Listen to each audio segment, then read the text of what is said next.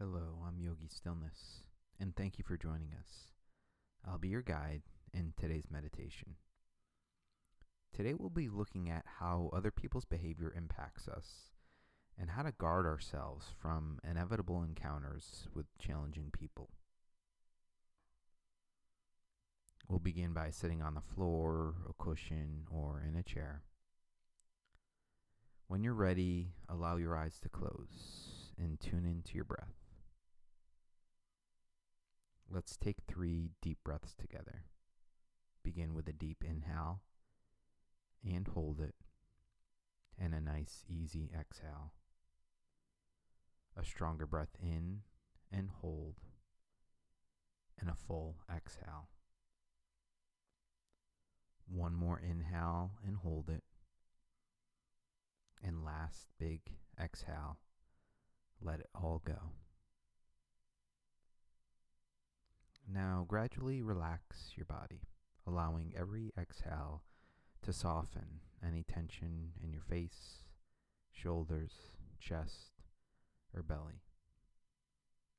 Release any tension in your arms and legs with an occasional sigh. Let your breath slow down, but encourage each inhale and exhale to be deep and full.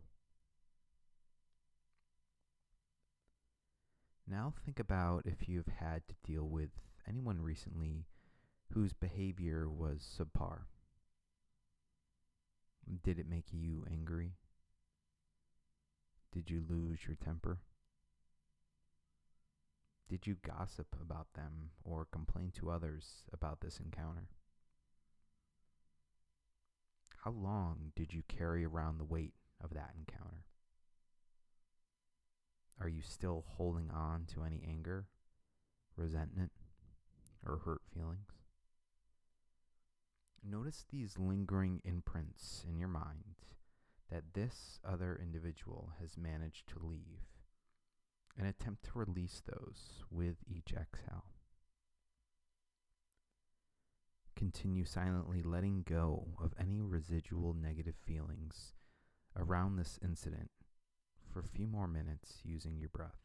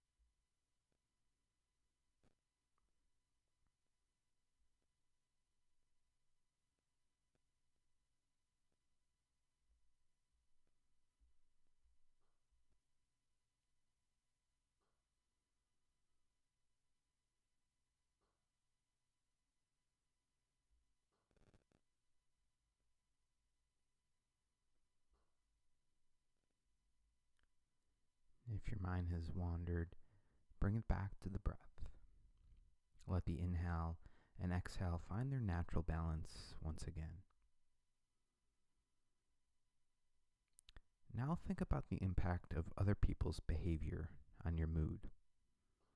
Think of how easily you might be affected by an offensive or unmindful behavior from someone close to you.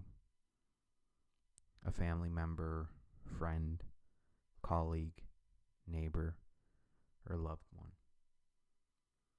Remember that anyone is capable of moments of poor behavior.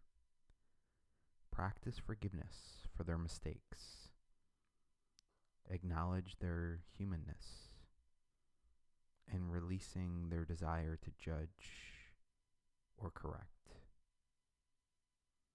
Use your exhale to let go and detach from the virtues or lack of virtues of others in silence for a few moments.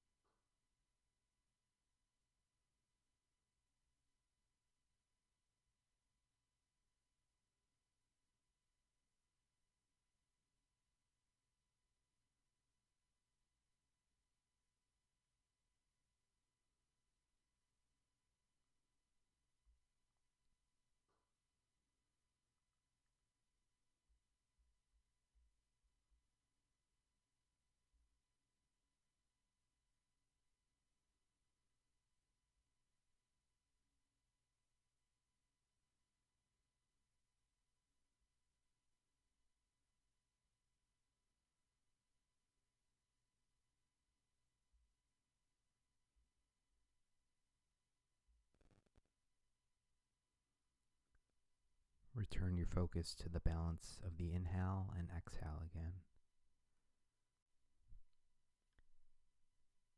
In one of the most important texts in the yoga tradition, the Yoga Sutras, the practitioner is advised that they will inevitably encounter apunya, or people lacking in virtue.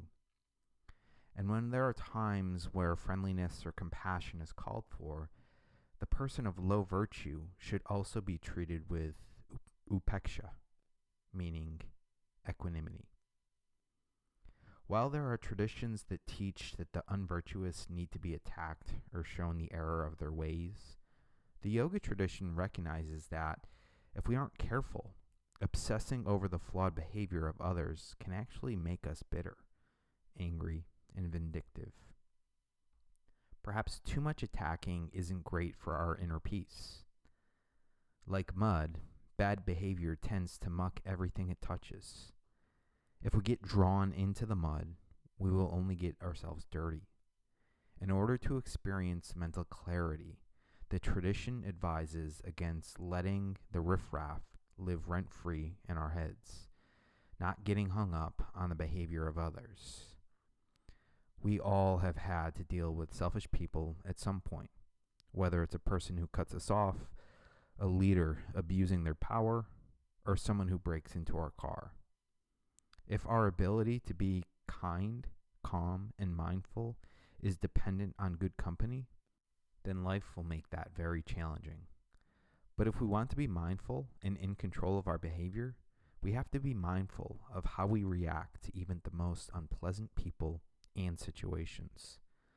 Otherwise, we are being controlled by our circumstances.